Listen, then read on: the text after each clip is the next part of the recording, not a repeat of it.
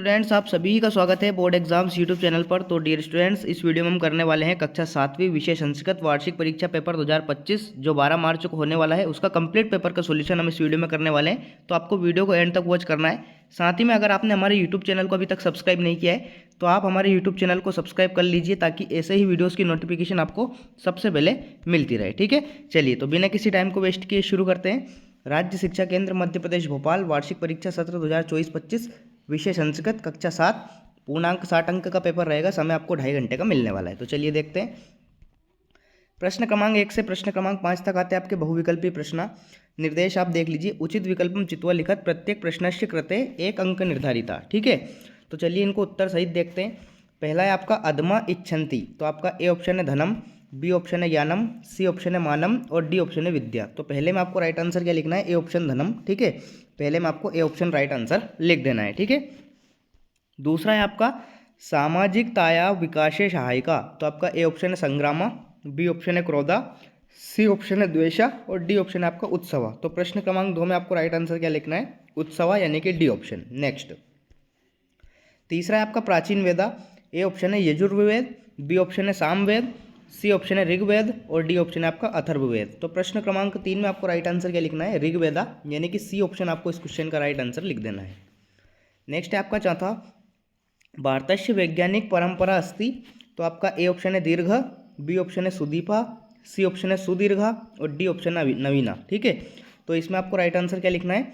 सुदीर्घा, यानी कि C option आपको इसमें राइट आंसर लिख देना है। नेक्स्ट है आपका पांचवा, अहम विद्यालयम, तो आपका ए ऑप्शन है गच्छसि, बी ऑप्शन है अगच्छत, सी ऑप्शन है गच्छामी और डी ऑप्शन है गच्छत। तो प्रश्न क्रमांक 5 में आपको सही उत्तर क्या लिखना है?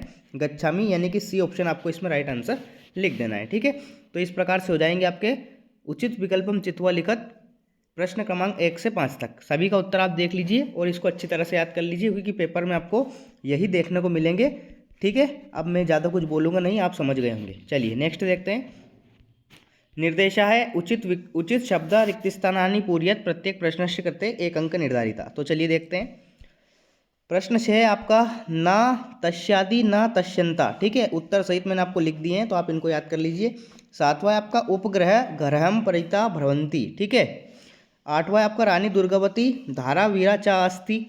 9वां है आपका धर्मो रक्षिति रक्षिता और 10वां है आपका तथैव इति पदे स्वर संधि अस्ति।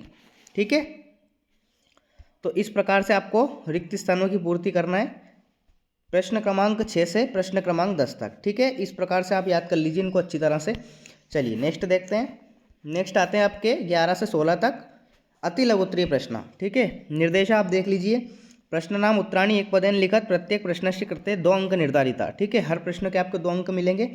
तो चलिए 11वें प्रश्न देख लीजिए। देशोन्नति कुत्र सन्निहिता। 12वां है आपका नारिकेलस्य कति नेत्राणि भवन्ति। 13वां है आपका विशाल शिव मंदिरम कुत्र अस्ति। 14वां है आपका दुर्गावती विश्वविद्यालय कुत्र स्थिता।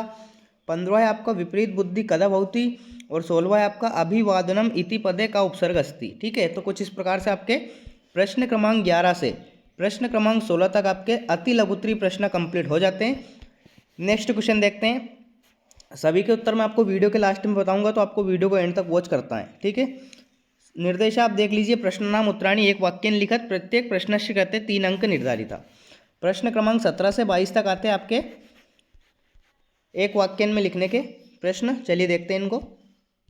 17वां है आपका का गोलाकारा विद्यते। ठीक है, और 18वां देख लीजिए आप चंद्रस्य पृथ्वी परिता भ्रमण काला कहा। 19वां है आपका तिलकेन का ग्रंथ रचिता। 20वां है आपका निर्देश अनुसार उत्तरम लिखत पट धन कत्वा मिलित्वा किम भवति। 22वां वाला है आपका कश्यापि एकस्य समासस्य नाम लिखत। 7वां वाला है आपका गच्छामा इति पदे का पुरुषा। ठीक है, तो इस प्रकार से हो जाएंगे आपके 20वें प्रश्न में। 21वां है आपका अधोलिखित संस्कृत शब्देशु लिखत। 11, 16 और 18 को आपको संस्कृत में लिखना है। ठीक है, 11, 16, 18 को आपको संस्कृत में लिख देना है। 22वां है आपका स्वपाठ्य पुस्तकात एकम श्लोकम लिखत अस्मिन पत्र पत्रे नास्ति। जो इस प्रश्न पत्र में नहीं है वो आपको एक श्लोक लिखना है। ठीक है, चलिए नेक्स्ट आते हैं आपके दीर्घोत्तरीय प्रश्न 23 से 26 तक। तो चलिए देखते हैं इनको। 23वां है आपका अधोलिखित गद्यांशम पठित्वा प्रश्न नाम उत्तरम लिखत। ठीक है, 23वां प्रश्न इस प्रकार से रहेगा।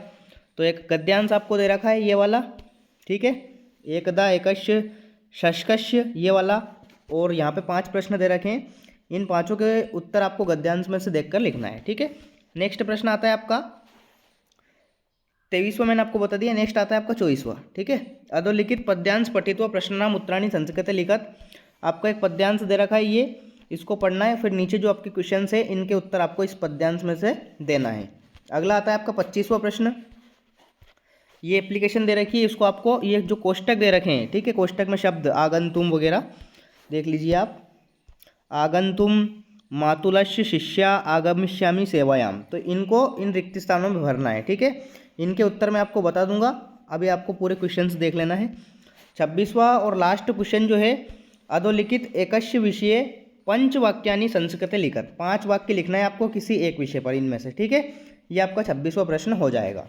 तो कुछ इस प्रकार से मैंने कंप्लीट पेपर तो आपको बता दिया है। चलिए अब इसके सॉल्यूशन भी हम देखेंगे।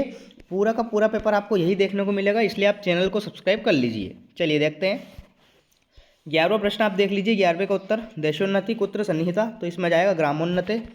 12वां है आपका नारी केलस्य कति नेत्राणि भवन्ति, तो इसमें आपको लिखना है त्रिनेत्राणि। नेक्स्ट 13वां है आपका विशाल शिव मंदिरम कुत्र अस्ति, तो इसमें आपको लिखना है भोजपुरे।